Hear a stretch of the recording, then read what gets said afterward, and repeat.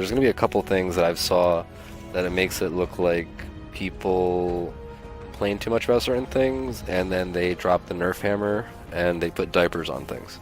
The best example is if you're level 100, you lose 25 caps and that's it. Before you used to lose 200.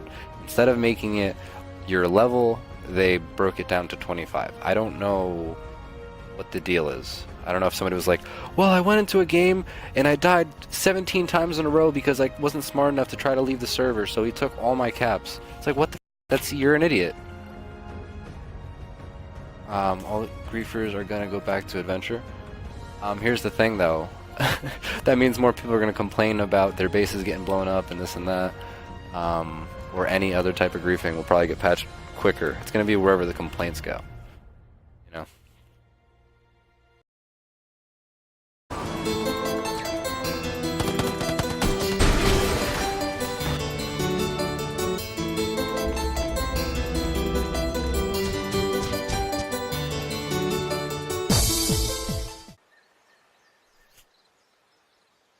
Alright, so today we are looking at Fallout 76 Wild Appalachia patch notes for April 9th, 2019. And honestly, after looking at all this, I can only wonder what we're going to be looking at in a year's time when I'm looking at April 9th, 2020 or something.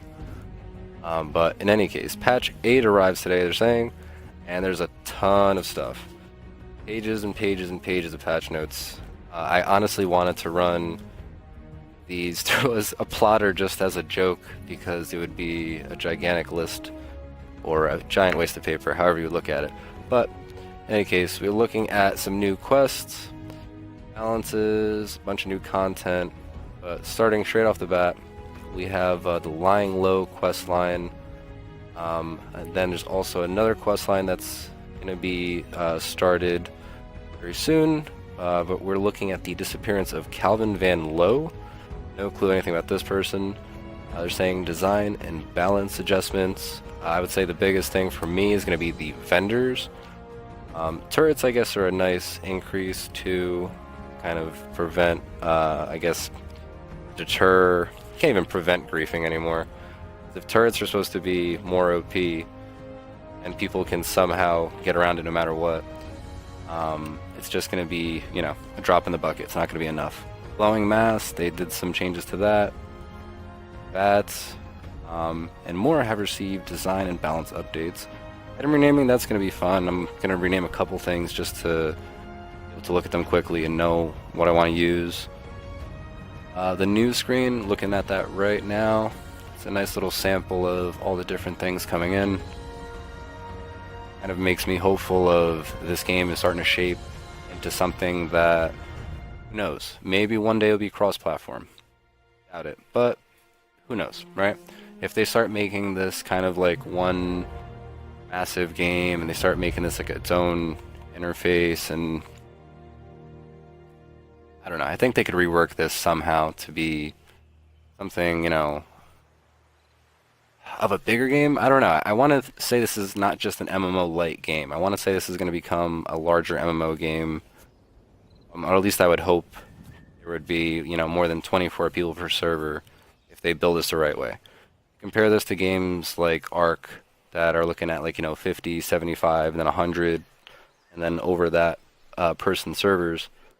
Think of the development over time. It's like you build the vanilla version, you can keep adding to that, and then after you stress test the servers, you can add more people to that. So honestly, just by looking at something like this, I can be very hopeful of what's to come. But they also say the Burrows, and honestly, I was really hoping this was going to be this week, but it says explore the Burrows, a new subterranean dungeon. It's going to be, I hope, as challenging as they say.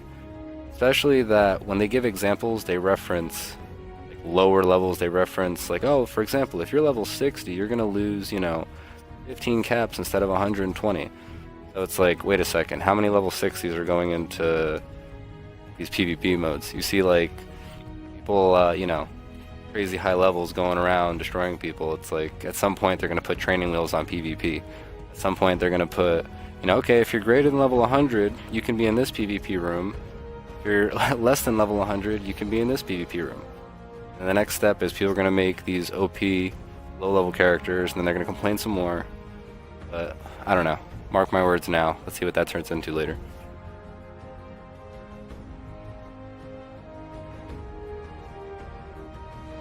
Alright, so then diving into a little bit more of this, I'm going to have to look into both of these. First, I want to look at the Lying Low questline. Then you can start the Sheep Squatch Ate My Brother from the posters in Lewisburg or other train stations. And then it's also saying the posters are free and available until, May 7th. So you have to do that.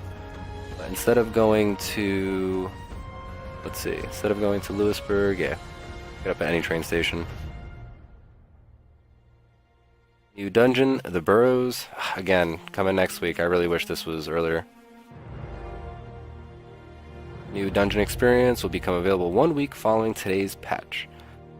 They also talk about what I find the most ironic is that it's going to be underneath Harper's Ferry. So anybody that knows, I've been at Harper's Ferry for a long time, and then decided to move maybe a few weeks to a month ago. And I basically, as soon as the game started, kind of trekked on over to the east side of the map, figured, okay, I want to be as far away from, the vault as possible. And then after finally moving from Harper's Ferry not too long ago, I'm going to be drawn back to going underneath Harper's Ferry and following, this Brotherhood of Steel questline, going over what drove them underneath. There it says, sent their forces underground for unknown reasons. I don't know. This is interesting because I think this is like bait.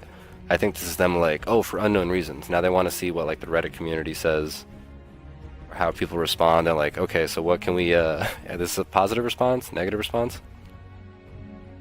Then what else do we have? We have.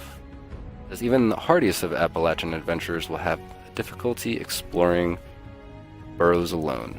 So, again, if a high level to them is somebody that's under level 100 versus somebody like me who's almost 200, and other people that I run with that are, let's say, 150 and playing this for a while, is it going to be a challenge for us? Or are we going to fly through it in the first night and it's going to maybe take an hour or less? So that'll be next week. Look forward to that. And here's the problem. The design and balance changes for survival mode. And I know a lot of people are upset about this. We're already getting a lot of flack for this. But the death mechanics are changed. The AIDS dropped, which they're saying it's significantly reduced. I'm not going to say that's bad. I think that's great. I think before it was ridiculous that somebody could log in, and unfortunately, you could lose anywhere from tens, thousands worth of caps to maybe 100,000 worth of caps. Aid just in a few minutes, just dying over and over again and losing all your stuff. So it's good that they're reducing that. One of the things that I don't agree with is the number of caps lost. And although they give an example, I think the best example is if you're level 100 going into survival and you die, you're now going to lose 25 caps instead of losing 200 caps. I think that the idea of losing less caps is kind of good because before people were also baiting people, and you can clear out their character savings, so to call it, if they didn't move all their stuff over prior. Well, instead of, saying, oh, we're going to change it to be 25%, they honestly should have just made it you lose whatever your level is. I'm level 100, I go in and I die, I lose 100 caps. No more, no less. And then at least from there, see what people say. Is that too much? Is that too little? Not, boom, you lose 25 caps. What? A lot of people were making a lot of caps. It was kind of an interesting gambling, you gotta know what you're doing. But I would say one good thing is now the top ranked players that are shown on the screen are now based off of players killed, not the longest life. So one thing that I found interesting, that when I went onto survival, I would jump in and then notice that after a few minutes I'd check the score and be like, oh, you're almost rank 3, and it's I'm only survived 15 minutes. that either means there's not too many people on that server, maybe the server's fresh, or just everybody's killing everybody.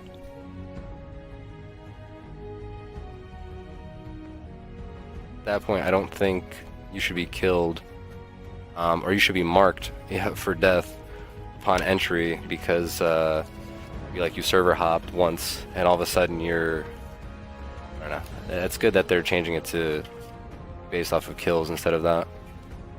And then I would say also the temporary invulnerability. They said they're fixing it. I guess time will tell if it actually worked. Before it was broken. Let's just say you would jump into White Spring Station and somebody was hiding in a bush, and you think you're invulnerable, and as the world's loading in around you, dude kills you. And then, oh wait, you had junk on you. Oh wait, you had 8 on you. Oh wait, he just took twice your caps, so you were level 150, he just took 300 caps from you. Then you spawn kind of nearby, and then he kills you again. So that person is now dying over and over again, now they're complaining, and now guess what? This is what we get. We get 2 things. 1, reduced caps. 2, temporary invulnerability is being fixed. Why is it being fixed? Because people complain about it. Whether it's a positive or negative report, it's still going to be feedback that they need to take into consideration.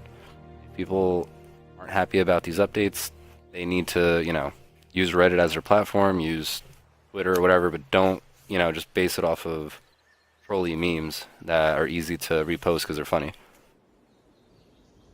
So then let's see, we got the vendor faction updates. That's going to be nice. Speaking of White Spring, I will be going to the White Spring Resort to be checking out all the vendors that are in the basement, or at least what they're saying downstairs.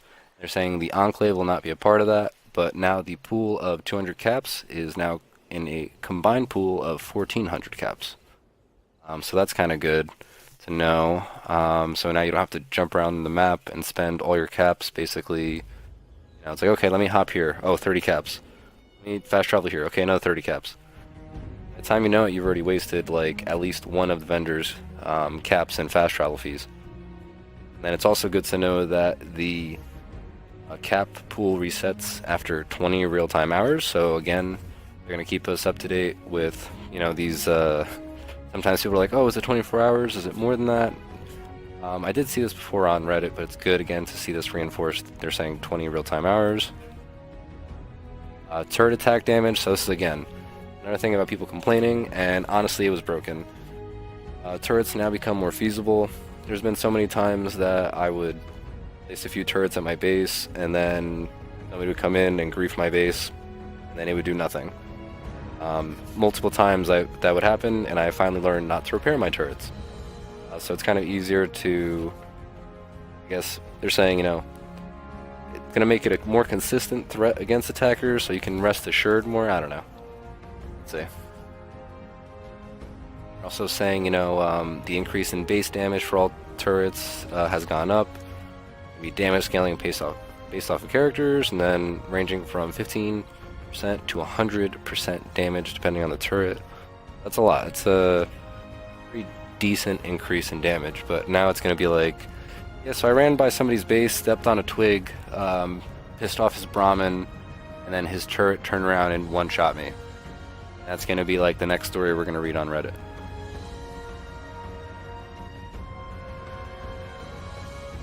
Additional design and balance updates. Speaking of Brahmins, saying the chance to acquire milk from a Brahmin spawned at a player's camp has been reduced to half.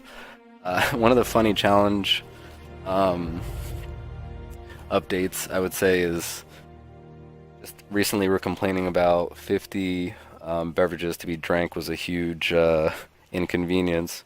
It would take you multiple world hops if you were looking for specific alcoholic spots or alcoholic beverage spots, or bars, or what is the Sons of Dane. We went to the White Spring Station. And just trying to get them for free versus buying them off the vendors.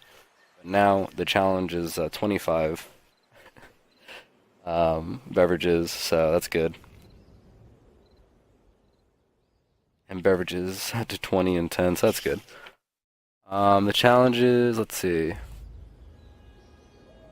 Then also says April 9th crafting. So this is interesting.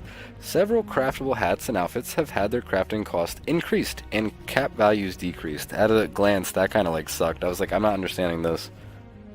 Um, I think at the same time, they kind of basically say that people are exploiting this. I had no idea that this was an exploit, but it kind of sucks for somebody like me that likes a bunch of vanity stuff stashed aside, even if I don't really use it. I like the ability to scrap it and make it later. But now if it's going to cost a lot more, honestly, it's like I'll be less inclined to be like, oh, let me make this real quick. But whatever. If it's to avoid, I guess, people exploiting caps or something, whatever the case is. And then food. The rate at which food spoils is now more consistent. I feel like they've said this before. If it's supposed to be more consistent, I don't I don't really know what that means. Like, I've had some food spoil as soon as you pick it up. I think it's like a weird thing where if you go pick up corn or something like that, and had corn in your inventory, new corn doesn't overwrite the old corn, and then everything spoils at once, and it all stacks into a big spoiled, pile. So I don't know. Hopefully that's what they're talking about. Let's see. And then it says items, resources that glowing creatures dropped as loot in nuke zones, such as glowing mass and hardened mass, are now instants for all players who deal damage to those creatures. So it's good that it's being instants and all, but it was kind of weird before that you can go into a nuke zone, look at a body, it would load, and all of a sudden you'd get a glowing mass. I don't know how they had it before, but at least, they fixed it now to avoid any weird, item loading that I also believe was preventing legendary items from dropping their items. So maybe that's hopefully a win-win in terms of fixing that. Let's see. A couple things. Cryo, incendiary, legendary mods no longer cause wearer to become hostile towards attacking players, blah blah. Not too excited about that. One thing I am, though, is V.A.T.S. no longer targets friendly or neutral players or creatures. Finally. Especially that before, you could be on a team with somebody or somebody could be near you, and then you're like focused on them as opposed to the major gutsy that's right in front of you. So that doesn't make sense, but it's good that they finally got that. Then they say the new UI features again, the new screen. I'm a big fan of this. I don't like everything's gonna be like atomic shop, update. It's gonna be sell, info. It's all info, but it's more like, here, how fast can I send you to the atomic shop as soon as you log in?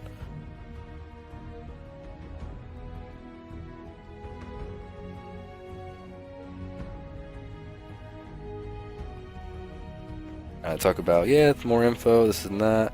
But it's good that they're calling this a splash screen, and they're gonna be going over this hopefully weekly with new things to keep us updated and looking forward to the next bit of content. Again, the item renaming, that's going to be nice. They're saying add a personal touch. I'm going to be definitely renaming some things as soon as I get a chance. And again, items can be renamed as many times as you'd like, so there's no like, here, you name it once. Alright, kitty. Come on, kitty, you're being...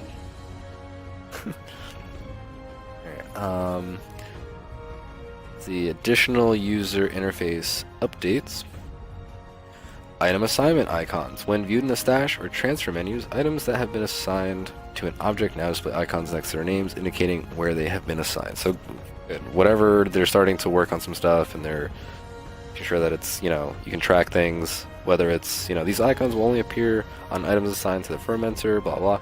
So it's good. They're working towards different ways of updating the UI, and it's not going to be so cut and dry and vanilla version from, start to finish of this game. Whatever the finish may be. Again, items that have conditional now display condition bars next to their names when viewed in the fermenter. That's kind of good to know before you really couldn't see them, I guess. Let's see. Couple other things. Map, stash. The stash container preview window has been removed. The transfers menu must be open to view the contents of the stash. So that's going to be a nice little update. Voice remove support for Xbox Connect as a microphone option in the interest of the overall performance and optimization for this game. Who honestly is using the Connect for this game? I didn't even know that was still an option, or at any point anybody was using. I'm like, all right, Cortana, open my stash. It's like, okay, let me get that for you. What would you like? Your bloodied super sledge? Alright, so then arts and graphics, animation. Characters now sip a refreshing beverage while toiling away at the brewing workbench. Sure, whatever. Updating a couple more things to make them interactive. Talk about some other graphic updates. They talk about some sound updates and kind of improvements. They're adding some more effects now upon placing a bounty on another player. Receiving a bounty. Somebody has been killed in survival mode, so that's kind of good. They're adding different things, you know, to that. Again, if they keep adding more depth to the game, or if they keep adding more, it wouldn't be necessarily immersion, because then you're adding all these like weird noises and this and that. But it's good that they're kind of adding more layers to the game, so it's not just, again, so cut and dry. Talk about a lot of bug fixes. So I'm going to kind of skim through and highlight some of the bug fixes. I'm not going to go through every single thing here. Let's see. A couple that kind of stood out to me, I would say improved server performance when moving through an area with many containers. And they give you an example of the Scourge Beast Queen fight. So honestly, anything that's going to be improved server performance when fighting the Scorch Beast Queen, or just any type of improved server performance, is going to be a great thing to see. I'm surprised they're not giving some sort of, you know, stat like, oh, we're trying to boost server performance by 3% or something like that, but it's fine, as long as they're saying they're working on it. Again, this has addressed issues that would affect performance when browsing the Atomic Shop. As far as I understand, the Atomic Shop and this game kind of run separately. So, again, anything to fix performance.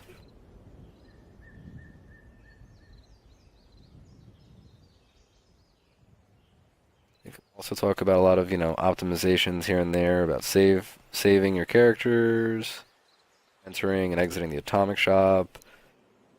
Could cause the game to like crash out if you were fast traveling or you know, respawning, and I've had that multiple times. You know, yesterday was streaming and I can't recall where I died now, but after fighting a Mirelurk Queen, I'd accidentally dropped something, and the game crashed out on me. And before it crashed out, I had to basically go onto a different character just to acquire this item, or ask somebody to, you know, get this item for me, because hey, I'm frozen over here. And then if I leave, maybe the item doesn't exist anymore. And again, address the crash that would occur when another player claimed a workshop. I've heard of that happening. People like going over to claim people's workshops, or something weird happening, they claim it back and then they both crash out of the server. Heard of that happening. The other stability increases are going to be nice. They talk about different art, animation, graphics, and different adjustments that they made to the game, so that's good. Any visual effects that they're improving on, or anything that they're removing, you know, from the game. So for example, like the pipe bolt action pistol ammo no longer appears to clip through the back of the gun in third-person view. So something small like that. I never noticed some of these things that they listed, but again, anything that they're fixing and improving on is going to be good. Talk about camp crafting and workshops. They talk about blueprinting stuff, or when placing something that it contains a locked object, you know, such as a door. Everything's fixed, at least in terms of materials needed.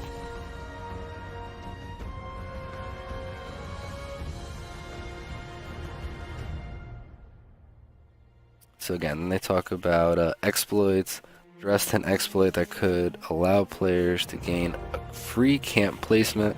So I've heard of that. Never really looked into that myself. I kind of moved my spots once or twice and then hung out there for a while. Let's see, then they also talk about another exploit, address an exploit that could give that could allow beverages to be duplicated. Again, where am I? I never like have firsthand experience with these things, but apparently people are like, oh yeah, it's just like for some reason I went from having 10 to 100 beers or something in my stash. I don't know what if it's related to moving your base because that was a huge problem in the past. You'd move your base and then it would just duplicate everything for no reason. So whether you were doing it intentionally or not, you might have ended up with, I guess, extra beverages.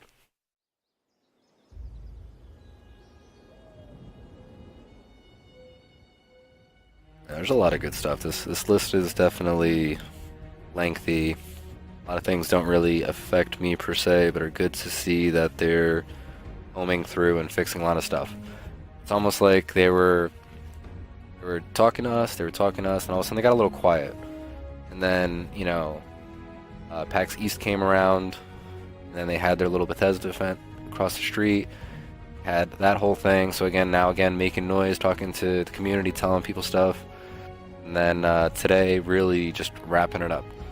Coming in with a hefty list of updates and fixes and stuff that they're implementing, new quest lines. They're still working towards these future updates that are going to have player vending and the legendary vendor and this and that. But just seeing all these combed notes kind of keeps me hopeful. They talk about challenges that are updated. So again, any challenges, that's going to be good. Kind of gone through some challenges and they didn't really seem to make sense, or sometimes they wouldn't unlock. So great that they're fixing those. I think one of the best updates that they said for enemies was the insult bot. The insult bot will now insult you. I've had him come up to me multiple times, not say a word, and then all of a sudden it says like something added to my inventory. So I'm curious to know what that's going to be.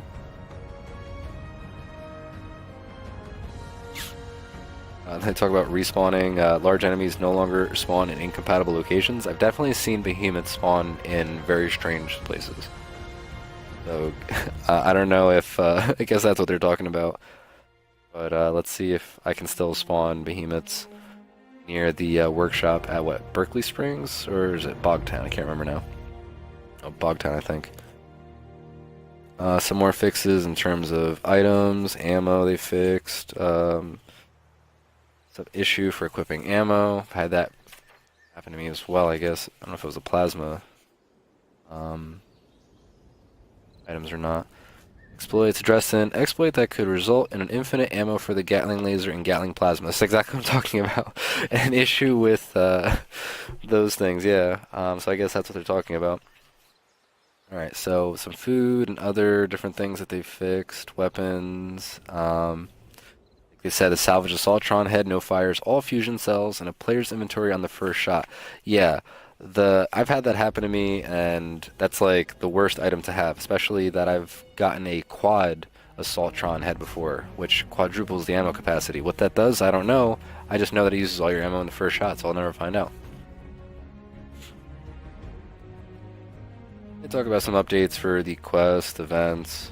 They go down, talk about Always Vigilant, Black Mountain Ordnance Work, Census Violence, coming to fruition, Rational Fear. And then they also say like exploits, addressed an exploit that could allow players to repeatedly gain XP during the Key to the Past quest. Like what the hell? Where have I been? I had no idea about any of these. They're just like, okay, here was a bug, here was a glitch, here was an exploit, infinite XP. I don't know about any of these things. Over here running around, grinding out my items, dropping nukes, and then people are just huddled around, I guess, in these crazy exploits. But again, there's so much that there's no way I can go through every single thing and say that every single thing has affected me. There's a lot of things in here that kind of aren't for me, but again, I'm happy to see that they're updating them. I think like they also talk about perks. I think one of the best things is if they're adjusting perks, only thing that they'll have to do after they balance perks out in their eyes is add more perks. They talk about the balance of Animal Friend, Wasteland Whisperer, and that, allowing them to no longer attack camp objects like the generator or artillery. I didn't know anything about that. Just more recently, I managed to tame creature with Animal Friend, so that was a first, as opposed to pacifying it. That says pacified creatures can no longer become aggressive if the player has the Plague Walker mutation. So again, first-hand experience, just walking up to something, poisoning it, and then it freaks out on you.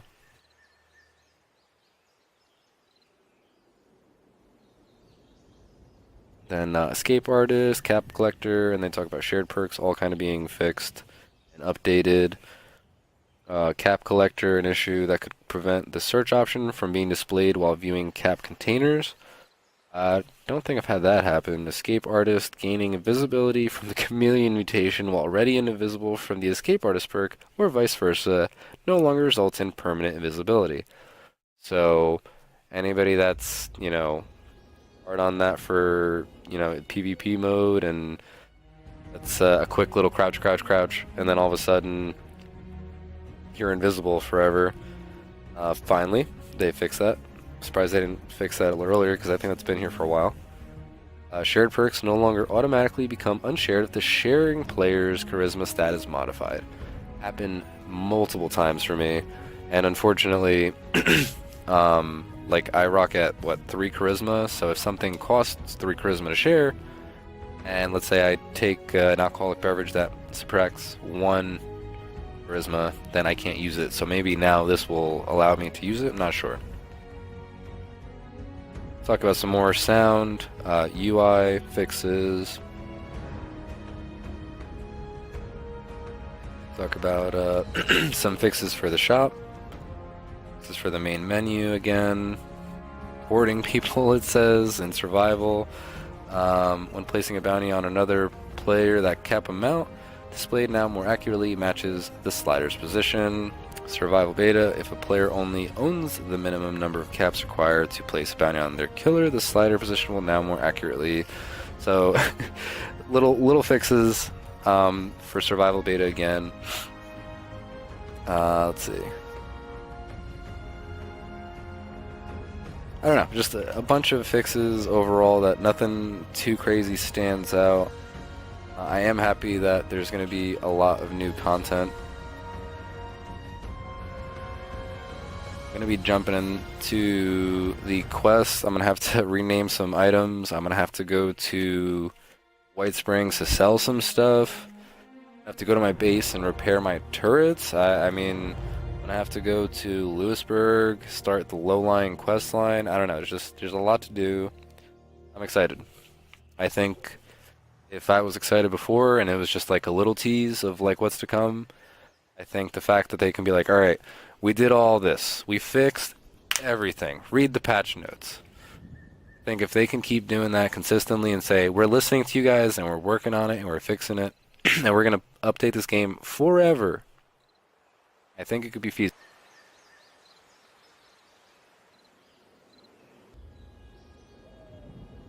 Fallout 76 Wild Appalachia patch notes. I'm ready. I'm ready for an exciting year of more come from Bethesda. I don't know. Keep surprising me. And even if it's nothing crazy, the fact that they're combing through their stuff, the fact that they're actually having communication is going to keep me hopeful. And I really hope that people give it a second chance, a first chance, whatever it is, and make their own opinions. Yeah. Looking at this main menu alone, I'm gonna have to start the Sheep Squatch quest. And let's see, Sheer Terror. Take on the new Lying Low questline by reading Sheep Squatch 8 My Brother posters in Lewisburg. Train stations around Appalachia, or unlock one of your own for free in the Atomic Shop, May 7th.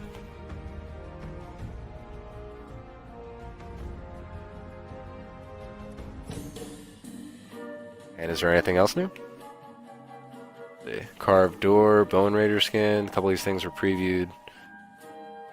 Oh boy. See, this is what I mean.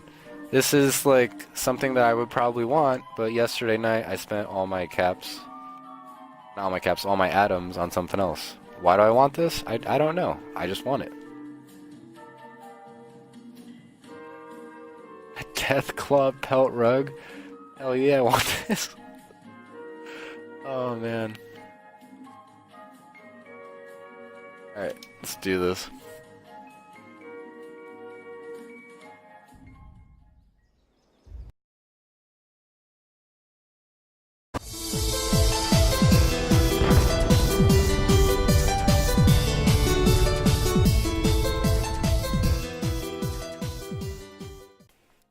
So Chevy, because I know you spend a decent amount of time hopping between certain channels. Have you ever seen the like where like you play Pokemon or something, like one of the old Pokemon games, but it's played through the entire chat and the chat controls it?